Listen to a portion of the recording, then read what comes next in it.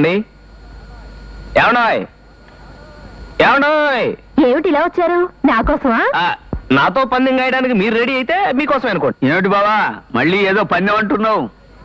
ఈసారి వేసే పందెం భాష గురించి కాబట్టి వదిన గారికి వేస్తాను. నేను పండితురాలిని కాబట్టి నాతో పందెం వేసి తన భాషా జ్ఞానాన్ని పెంచుకోవడానికి వచ్చినట్టున్నాడు కదబా? జ్ఞానాన్ని పెంచుకోవడానికి వచ్చారో ఈసారి ఇంక దేనికి టెండర్ పెట్టడానికి వచ్చారో కొంచెం చూసుకోండి. నువ్వు నోర్మి, ఇంతకీ పందెం ఏమిటో చెప్పండి. పెద్ద పందెమేం కాదండి. మీ అక్కగారు ఓడిపోతే నెలకి 3 కేజీలు చొప్పున 3 నెలలు నాకు బియ్యం ఇవ్వాలి.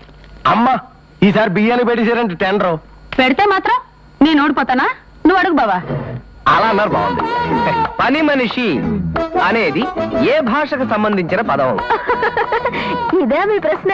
అంత తేలిగ్గా తీసిపారేకు, ఇందులో ఏదో ఫిట్టింగ్ ఉంటుంది. ఏ ఫిట్టింగ్ లేదండి. పని మనిషి అంటే తెలుగు మాట. అక్కడే పప్పులో కాలేశారు.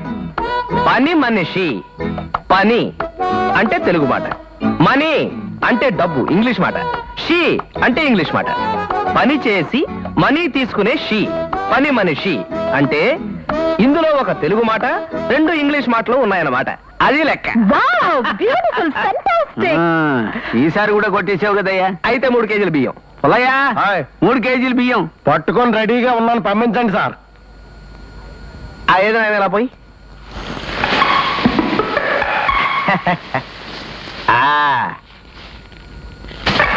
బేడీలు కొనుక్కో.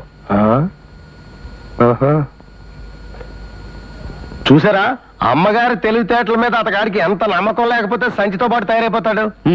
బావ చూడటానికి దొంగ కోడిలో ఉన్నా తెలివితేటలు ఘనంగానే ఉన్నాయి. పొరపాటున పాలిటిక్స్ లో చేరితే ప్రైమ్ మినిస్టర్ అయిపోతాడు, బిజినెస్ లైన్ లో గెడితే బిర్లాలని మించిపోతాడు, అనుమానం లేదు.